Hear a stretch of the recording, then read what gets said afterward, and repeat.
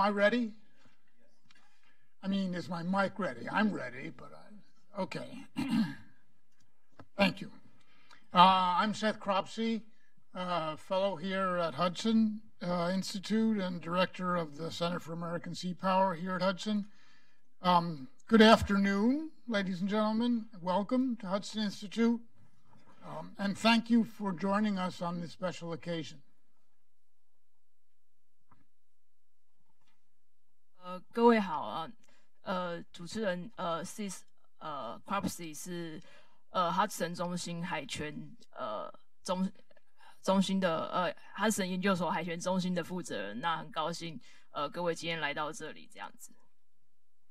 Over the years, we've held conferences that examine the U.S. Taiwan relationship in geostrategic terms, as a benefit to our mutual security, as trading partners, as active practitioners of democratic political governance, and as states that share a deep interest in developments in China.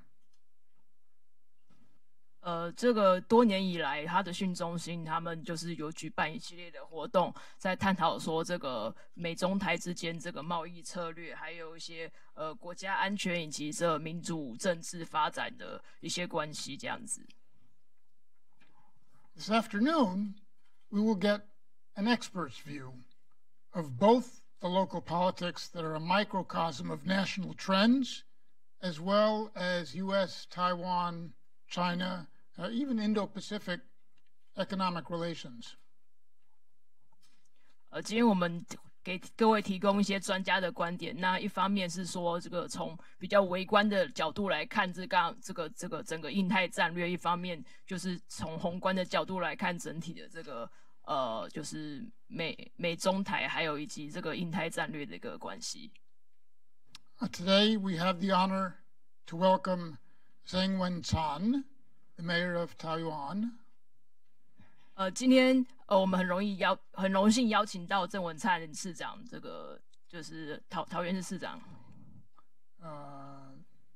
Mayor Cheng was re-elected this past November by a margin of 150,000 votes. That's 50,000 more than when he ran previously for the same office. 这个去年11月底的时候，郑市长以这个15万票的这个差距领先他的竞选对手，而且较去年又增加了这个5万票，像上次选举增加了5万票。His electoral victory also deserves note because his political party, the Democratic Progressive Party, did not really fare as well as it had hoped in municipal elections elsewhere in Taiwan. 因为这个郑市长所属的民主进步党在去年的年底的这个县市长选举中表现的不是很理想，那使得郑市长的表现又相形之下更为突出。Taoyuan is one of Taiwan's largest cities and home to its expanding major international airport. 桃园是台湾一个主要城市，而且也是那个台湾国际机场的所在地。It is also the site of the Asia Silicon Valley Development Agency. 同时在这个亚洲矽谷的这个发展当中，是一个非常重要的一个这个扮演重要发展角色的一个这个地点。And as trade issues between the United States and China multiply, the Taiwanese companies located on the mainland look increasingly to relocate on Taiwan, in Taoyuan specifically. 随着这个美中的贸易关系越来越趋复杂，那很多台商就是去中国统治的台商啊，逐渐他有回流的一个趋势，回流到台湾投资这样子。So here's what we're going to do. Can you still hear me out there in English? Okay, good. I mean, I'm only speaking in English, but it sounded to me as though the mic was working differently. Okay. I'm going to ask the mayor to deliver his presentation. This will be followed by a discussion between Mayor Cheng and me. Then I will ask for questions from the floor. 这个等一下进行的流程是，我们先请这个郑市长发表他的演讲，那接下来由这个 Cropsey 跟郑市长进行对谈，那最后是这个 Q&A 的问答的部分。The mayor has a very busy schedule and other events that follow this one. So I ask you to put your questions in the form of a question. 因为我们郑市长行程非常的这个紧凑，所以就是希望大家这个问问题的时候就是问问题就好这样子。And please to identify yourself and your organization when you ask the question. 问问题之前就简单的介绍一下您的名字和服务的单位。Thank you. 谢谢各位。Hi. My great privilege and honor to introduce to you Mayor Cheng.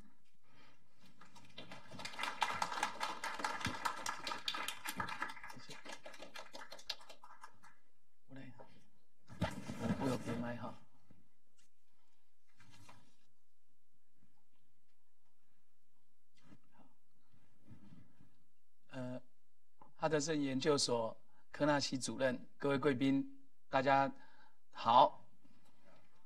Distinguished guests, ladies and gentlemen, the Hudson Institute, Mr. Cropsey, good afternoon.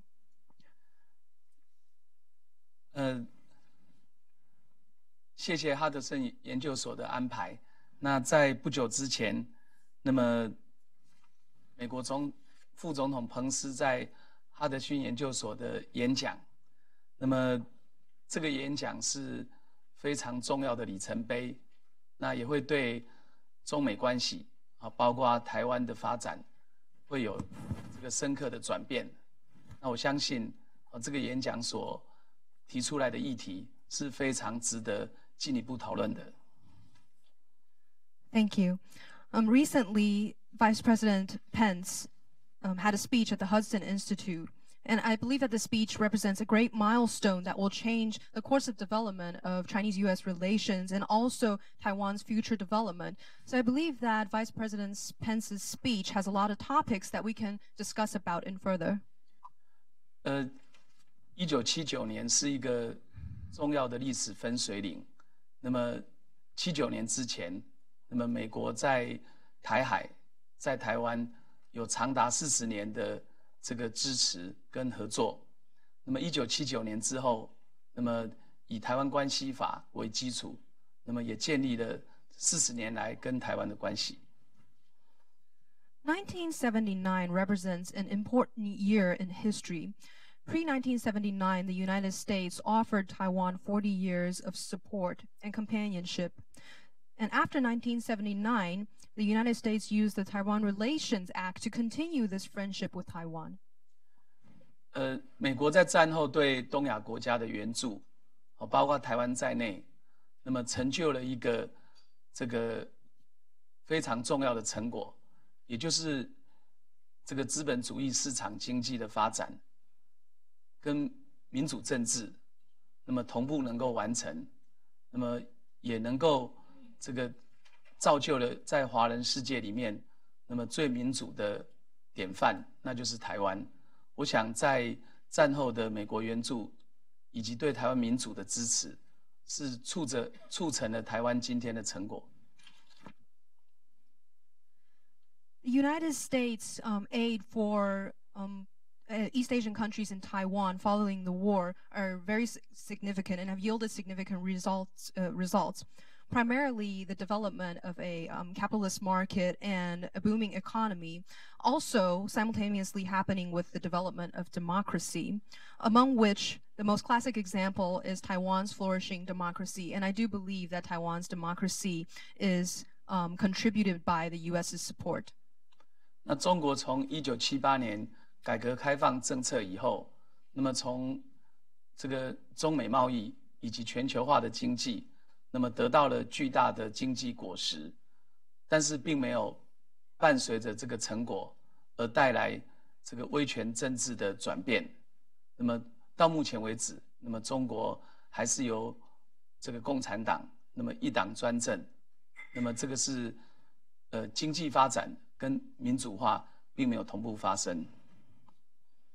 In 1978, when China opened up to the rest of the world, its trade boomed and its economic development took off. However, its authoritarian government remained, and the Chinese Communist Party remains to rule China as a single party.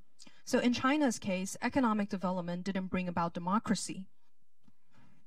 所以中国必须要在这个全球化的时代，那么在政治、经济、军事，那么要学习这个全球化的规则以及文明的价值。In this globalized era, China must play by global rules when it comes to politics, the economy, and the military. 那我想哈德森演讲的这个重要的方向，就是中国必须要做一些基本的改变，而不是说让中国来改变美国。那我相信美国所造就的世界会是一个更和平、更民主、更繁荣的世界。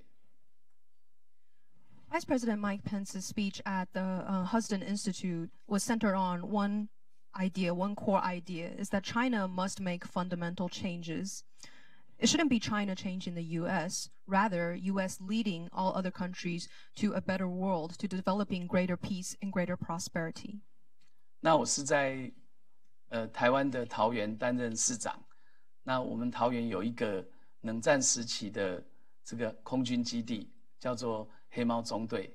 那这个黑猫中队在1961年到1974年，那么他们在美国中央情报局的协助底下，那么以这个 U2 的高空侦察机，那么深入到中国的内陆各省份进行高空照相，那也包括侦测核子试爆。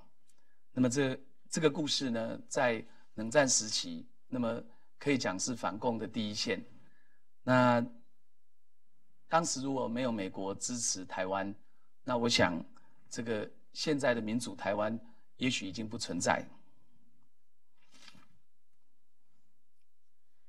Taoyuan is home to a place called the Air Force Base of the Black Cap Platoon. And the Black Cap Platoon was commissioned by the CIA to operate in Taiwan between 1961 to 1974. The Black Cap Platoon flew U-2 reconnaissance planes deep into China, into Chinese provinces, to take photos and also to detect any activity of nuclear testing. In the Cold War, the Black Cap Platoon represented first-line defense against communism. And without the United States' support of Taiwan in that time, I do not believe that Taiwan would still be able to retain its democracy. 这个黑猫中队的标志就是这个样子。This is the logo of the Black Cap Platoon. 那么当时有28个飞行员，那这完成了220次任务。其实最后也折损了12架 U2 这个侦察机，有10位飞行员殉职。我想在冷战时期，那么也付出了非常大的代价。Back then, the Black Cap Platoon had 28 pilots in total, and they completed 220 missions. But during these 220 missions, they lost a total of 12 U-2 planes, and 10 pilots died in the line of duty. So they represented a sacrifice during the Cold War. 那从1979年到现在，那么中国的改革开放，那么经过了40年，到中国国家主席习近平的时代，那么中国的发展也有很大的变化。So since China opened up its doors to the world in 1979, it has changed quite a bit. It has been 4 decades since it's opened up to the world, and now China is led by Xi Jinping, and we have seen many changes. 习近平的时代提出了中国梦，提出了一带一路，也提出了2025中国制造。那么这些诉求背后的出发点仍然是中国的民族主义。Xi has proposed the idea of the Chinese dream, the Belt and Road Initiative, and Made in China 2025. But behind all of these slogans, all of this talk, is still Chinese nationalism. 那从近代中国，那么清朝到中华人民共和国，那么因为过去的这个帝国主义侵略的这个悲情意识，那么到目前为止仍然是中国共产党的潜意识。那主要的核心仍然在追求这个富与强，这个富跟强是富国强兵，那这个思维到现在还没有改变。Considering the history of the Qing dynasty and all the way until the Qing dynasty was overturned and the People's Republic of China was established, people in China, the overall sentiment of the Chinese is still affected by all of the tragedies that happened under such a government, under the Qing dynasty. So the Chinese Communist Party's objective is still to strengthen its nation, to make its nation rich, and to strengthen its army. 那这也可以说明为什么解放军在中国的对外政策上也扮演着看不见的重要力量。This also explains why the PLA plays a very important role in China's foreign policy.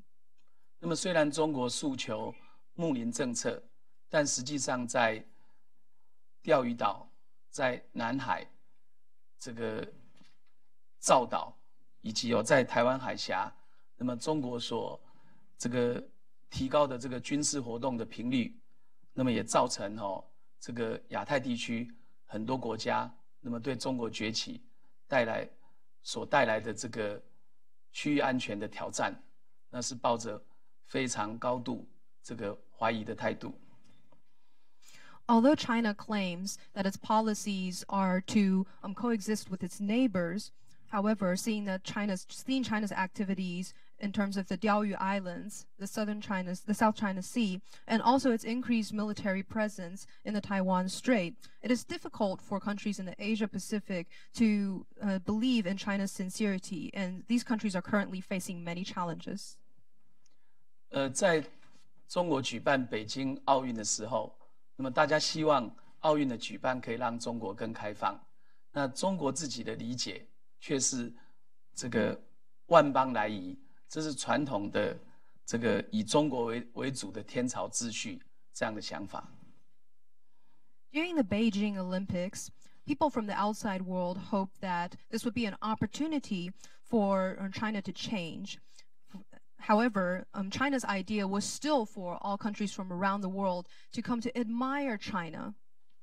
那么，在中国的宪法里面有所谓不称霸的说法，但实际上，那么中国也表示了太平洋很大，那么中国要跟美国平起平坐，那建立起新型的大国关系，所以他们的政策目标在区域以及全球的事务上，那不只是要这个掌握话语权，甚至也要在某些区域安全的问题上，他要采取比较具有支配权的做法。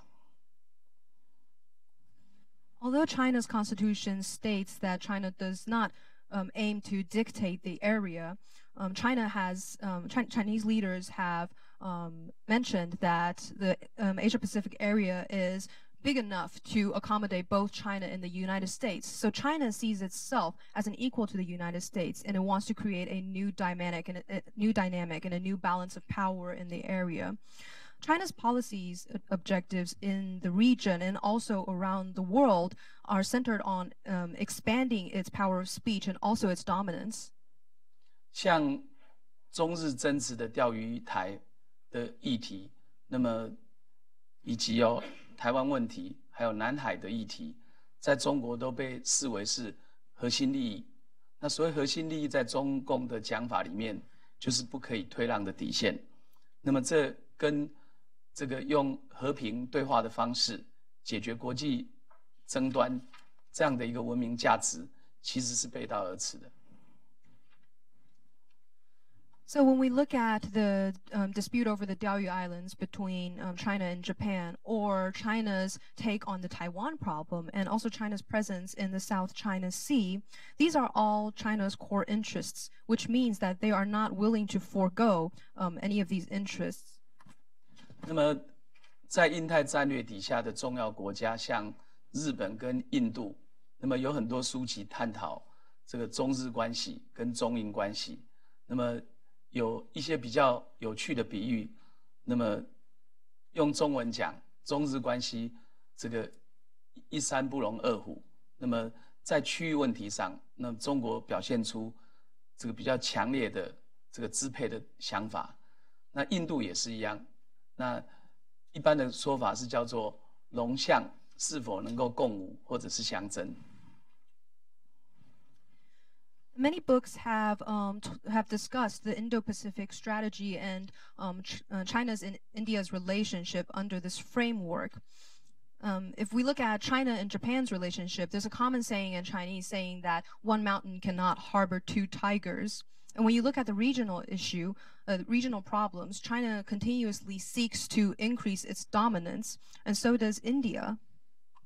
那么以习近平时代所提出的一带一路政策，那被非常广泛的讨论。那么这个政策，那么对于中亚、南亚、东南亚，那么都会有非常深刻的影响。So one thing to think about is whether or not China and India can coexist under this new environment, or if one must prevail. And when discussing the Belt and Road Initiative, the Belt and Road Initiative clearly influences Central Asia, Southern Asia, and also East Asia and Southeast Asia. 那么中国跟美国对于这个国际援助到底有什么样根本的差别？那么美国模式是透过援助，让这个区域能够经济发展、政治民主，能够带来更大的安定。那中国的模式，中国因为它的出发点，它是威权政府，那么它选择援助的目的，并不在于促进那个国家的繁荣，而是在于取得资源、取得战略的地位。So what are the differences between the characteristics of Chinese aid and aid from the United States to other countries? Well, when you look at the objective of U.S. aid, it is to help other countries prosper their economy, to develop a democracy, and to achieve stability. China, however, remains to be an authoritarian government, and its focus when providing aid is not centered on the prosperity of this country or helping the people. Rather, it is centered on securing resources for China or securing a strategic position. 那么，我们看到美国跟中国两个不同的方式，到底哪一个方式对于这个世界会变得更好？那帮助比较大？究竟是要这个美国来改变中国？或者中国来改变美国，现在也是一个 turning point。And now we are being faced with a turning point when looking at how the United States and China's policies for helping other countries differ. We must think about which will benefit the world more. Will it become the United States changing the world or China changing the world? 那么其实我们看中国比较属于军方对外的报纸。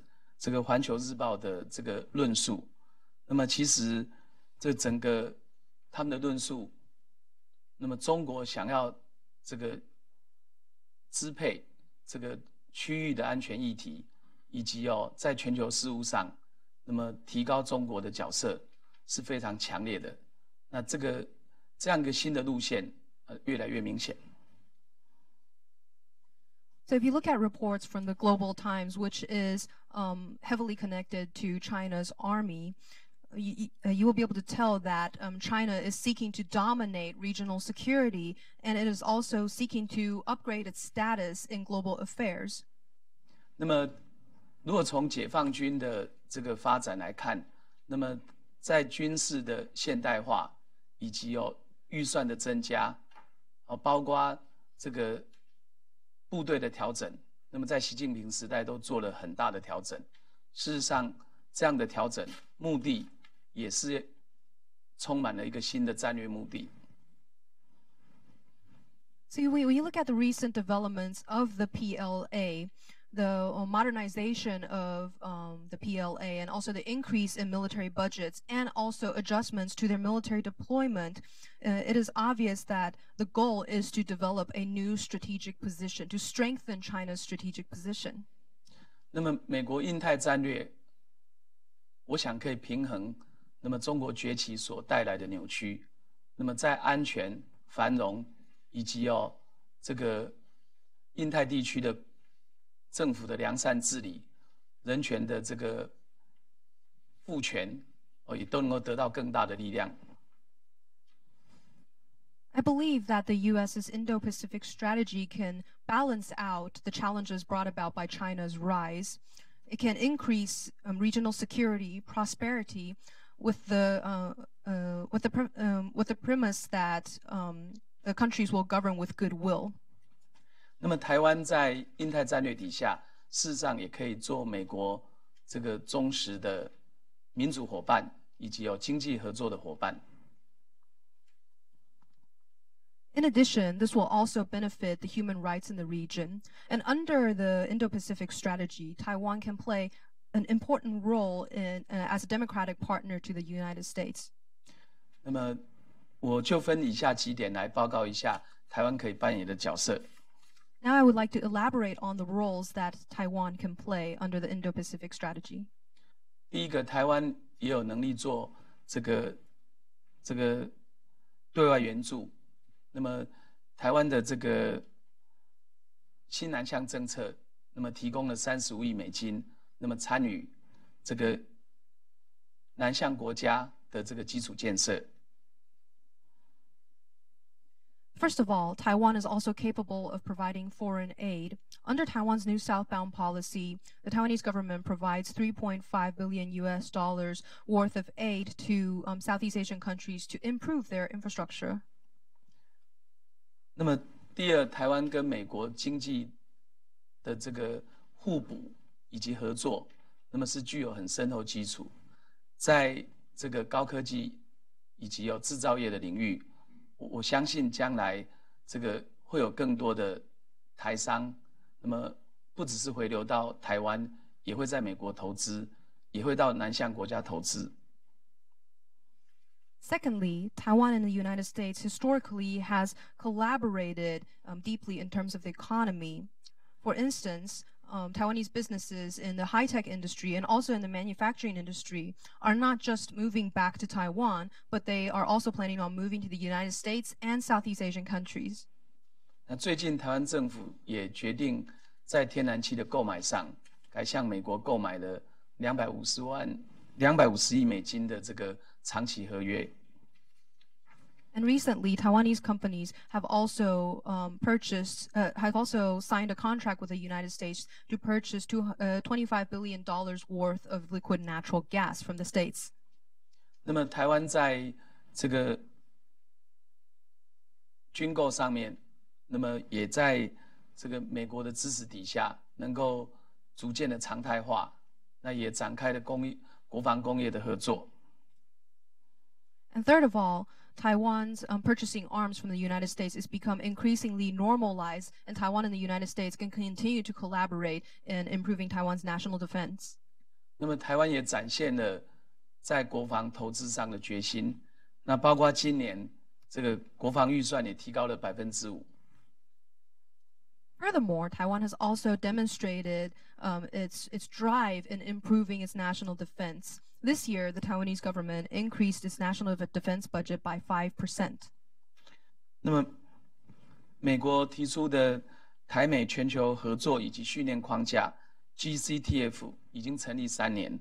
那对于这个数位落差、妇女的赋权、气候变迁、对抗假资讯，那这有非常多有助于这个政府的良好治理的议题。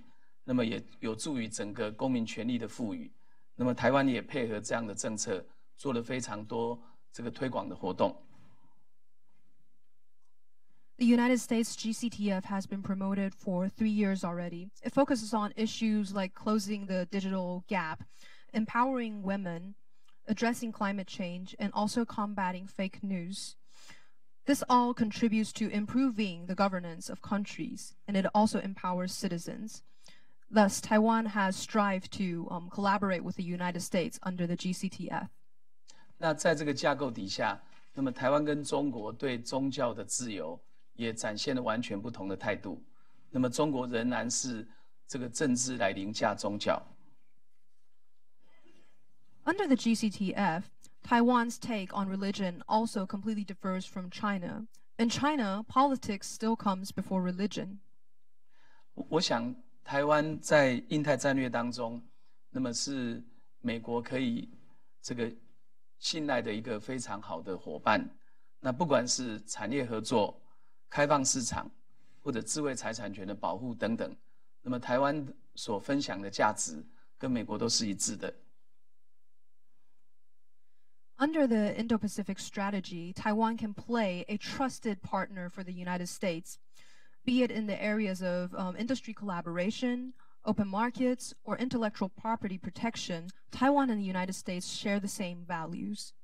那么在印太战略当中，台湾是第一岛链，那么不管是东北亚、东南亚，它的位置是无可取代的。And under the Indo-Pacific strategy, Taiwan represents the first ring of islands in the Asia-Pacific region, be it in Northeast Asia or to Southeast Asia. Taiwan is situated in a very strategic position. 那么美国国会所通过的亚洲再保证倡议法案，那么在川普政府的支持底下，那么承诺对台湾的这个国家安全以及更紧密的台美关系。又打下了一个新的基础。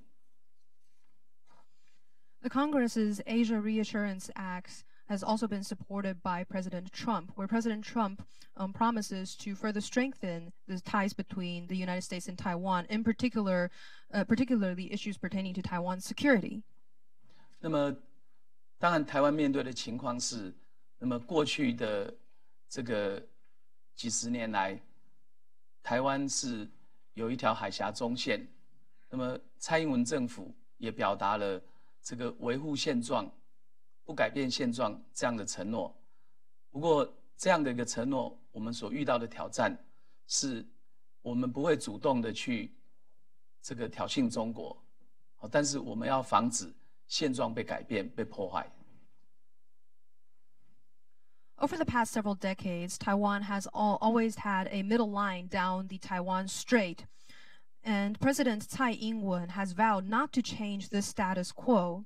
Our major challenge now is that although we do not actively provoke China, we must prevent anyone from changing the status quo.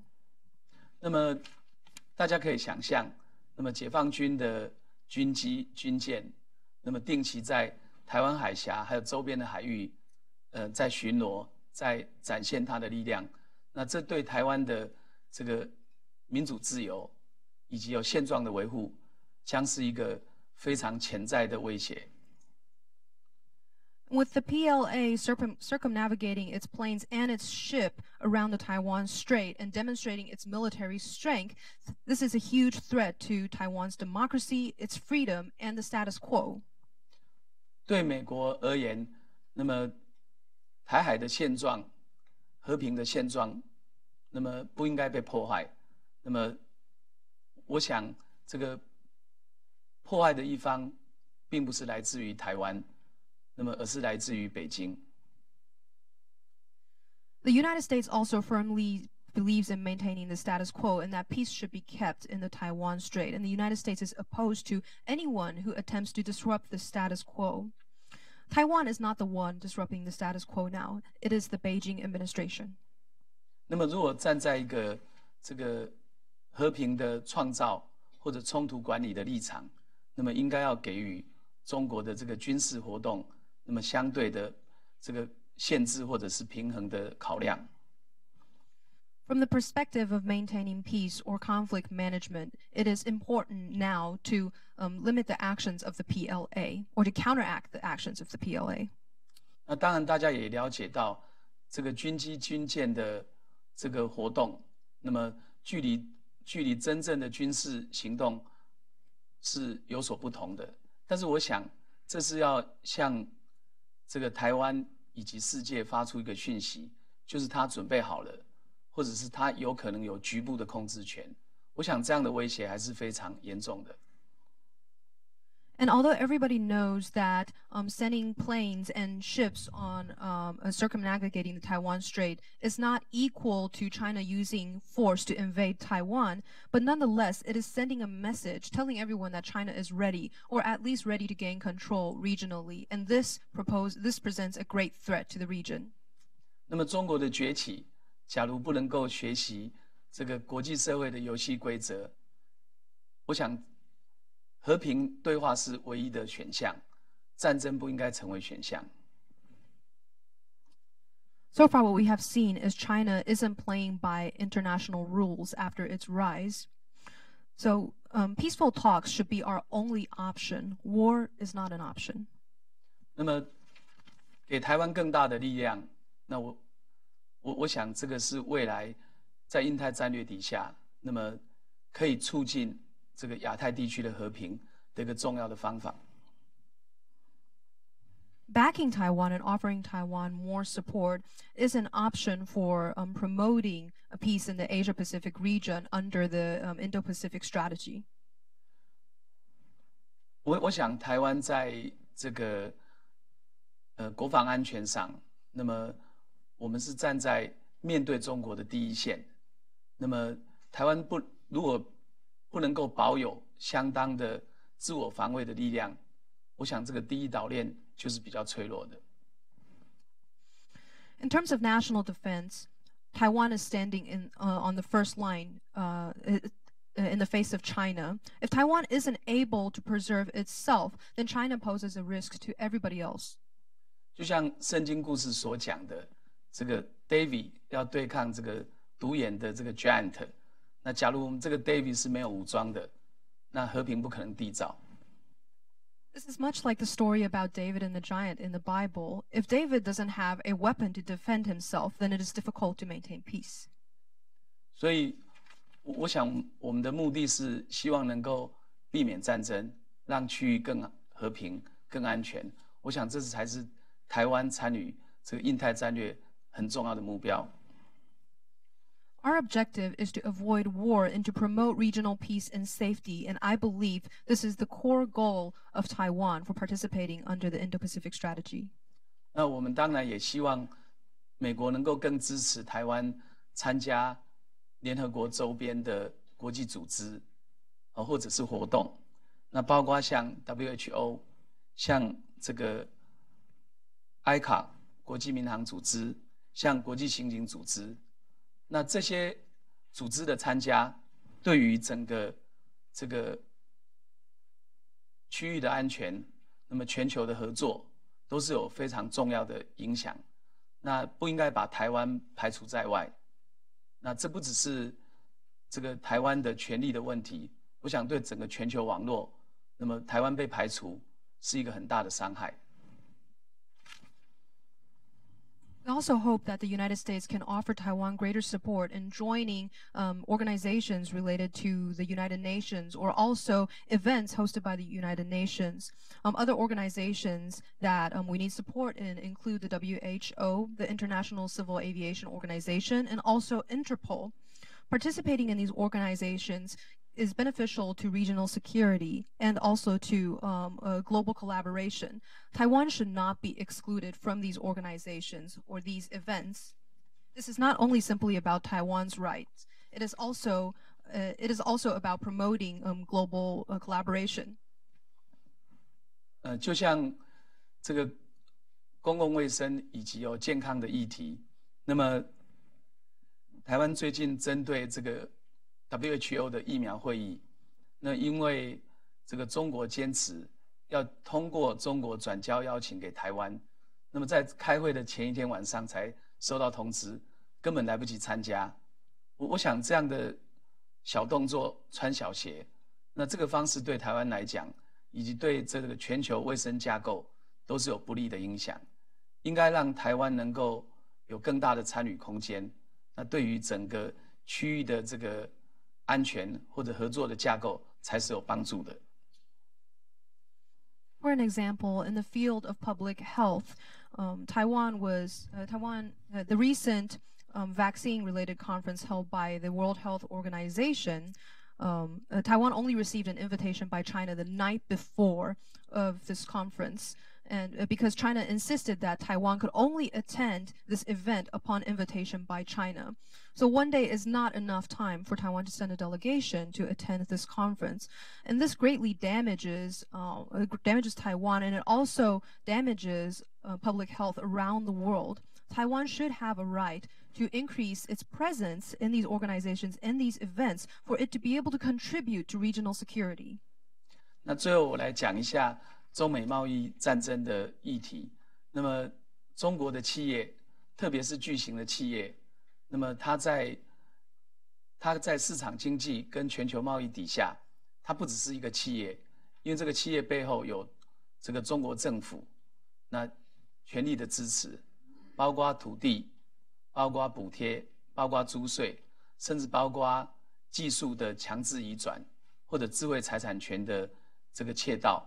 所以美国的企业或其他国家的企业所面对的这个贸易问题，他面对的不是跟他同样的企业，而是背后有一个这个超级政府的企业。Finally, I would like to talk a bit about the U.S.-China trade war. Many Chinese companies, especially major corporations, are actually backed or supported by the Chinese government. The Chinese government helps these companies acquire land, offers them subsidies, offers tax breaks, and also the Chinese government is involved in forced technology transfer and also IP theft. And as a result, U.S. companies or companies from other places around the world are not directly facing Chinese companies. Rather, they're facing these companies that are manipulated by a bigger, powerful government. 那我想，这些企业能够这个崛起成长，我想国家力量在背后的支持是最关键的。那这也是美中贸易谈判那么最困难的地方，要平衡贸易逆差，只要购买一些产品，但是要市场做结构性的转变，让政治的这个力量可以推出，那么我想这个是更大的挑战。So the rise of Chinese companies is, the reason that Chinese companies have risen is because of the support offered by the Chinese government. And this is also the greatest challenge that the United States faces during the trade wars. Of course, China buying produce from the United States can decrease its deficit. However, the bigger issue is how to combat these structural changes. 那也因为这样子，那么如果我们能够让许多的产业，它的这个生产的基地，那么从中国，那么分散到像 ASEAN 或印度，或者回到台湾，我相信这个策略会对于整个平衡的机制会有更大的影响。If the production bases of companies can be relocated from China to ASEAN countries, India, or Taiwan, I believe that it will create a greater balance in the region. 那我也相信，那么中国在贸易谈判上所做的这个退让，那么是暂时的。那么这个中美贸易的这个竞争，将会是一个比较长期的挑战。I also personally believe that the compromises that China has made during the trade negotiations are only temporary, and we should be expecting long-term competition between the United States and China. 那我们希望，那么台湾在这个过程当中，也可以跟美国这个分享同样的价值，那么采取同样的策略。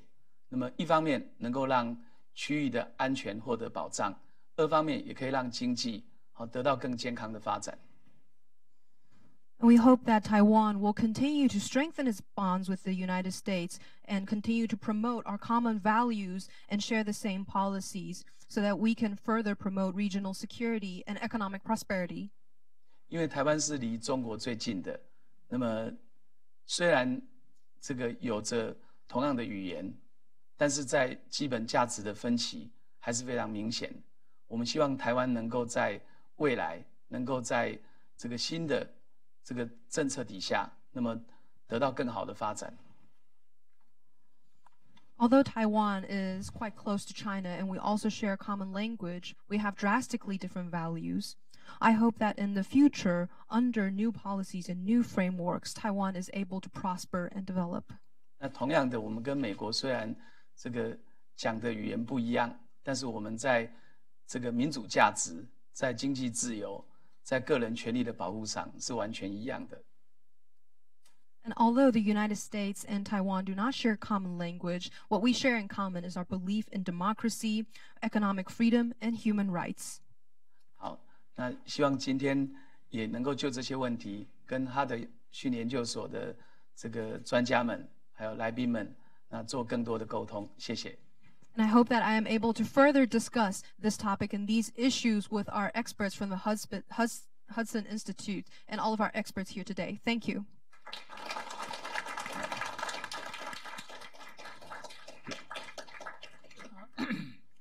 First of all, we don't have much time.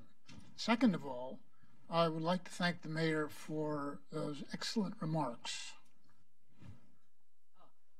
第一个我们没有剩下太多时间。第二就是我想要感谢这个市长阁下他的这个非常精彩的演讲。They tell me a lot of things, but the first thing they tell me is that we need a larger conference room here at Hudson.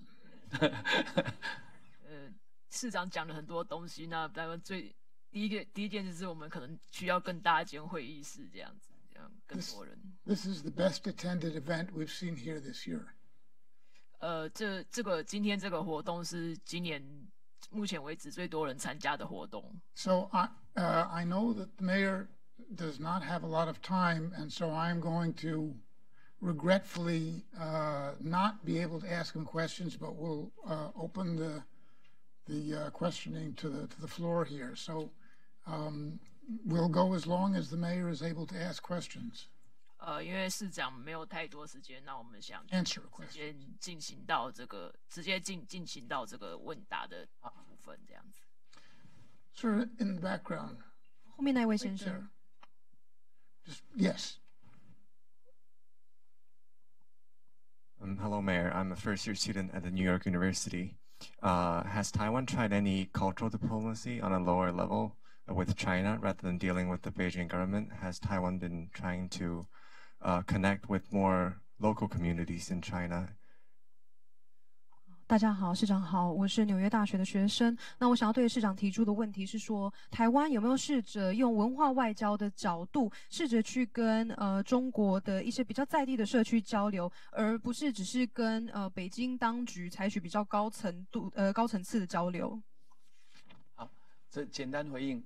那个两岸交流本来就不是限定在政府，那民间的交流也很重要。那我相信中国的民间也在产生一些新的力量。那这些新的力量虽然在官方的媒体看不到，但它事实上存在。那我想这些力量也会慢慢的促成中国的转变，但是在共产党内部是看不出转变的力量。I always firmly believe that cross-strait exchanges should not simply be limited to a government level. It is also important for citizens, for the private sector to have exchanges. I feel like there has been a rise, a new force among the citizens of China. Of course, you do not see this rise officially. You do not see it in the Chinese Communist Party. But I do believe that this rise, this new force, will eventually lead to changes in China. In the front row here, please.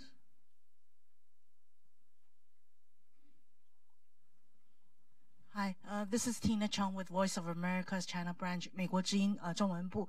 I'd like to ask Mayor, how do you see the cross-strait exchanges on the local level, the municipal level? How do you see the so-called blue, the KMT mayors like Mayor Han Kuo-yu visiting China, but DPP, you have a policy not accepting the 92 consensus and one China principle. So how do you see bypassing that to go visit China? Thank you.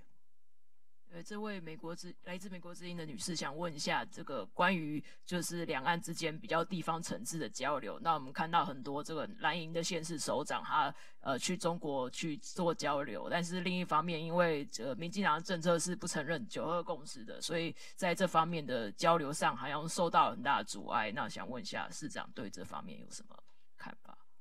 北京政府对城市交流是有设定蓝绿的差别待遇。那这个绿营的地方首长是不能到大陆去交流的，那么蓝营的地方首长是可以的，所以这个交流并不是有实质的成果，而是一个政治上的动作。那真正而言，那么中国还是要面对这个台湾是一个多元民主的社会，那么他要面对这样的民意，我想他们对台湾的了解还是不够的。Beijing government makes distinction when it comes to local level interaction.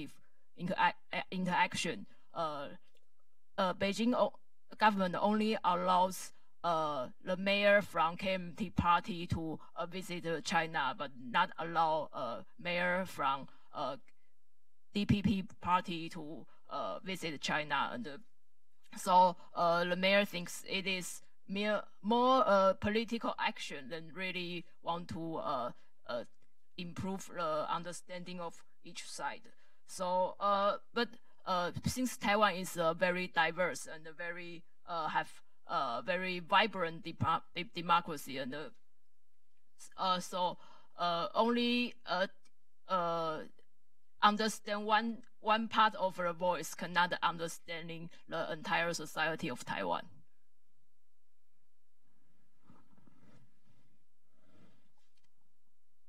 Barbara from ISON TV.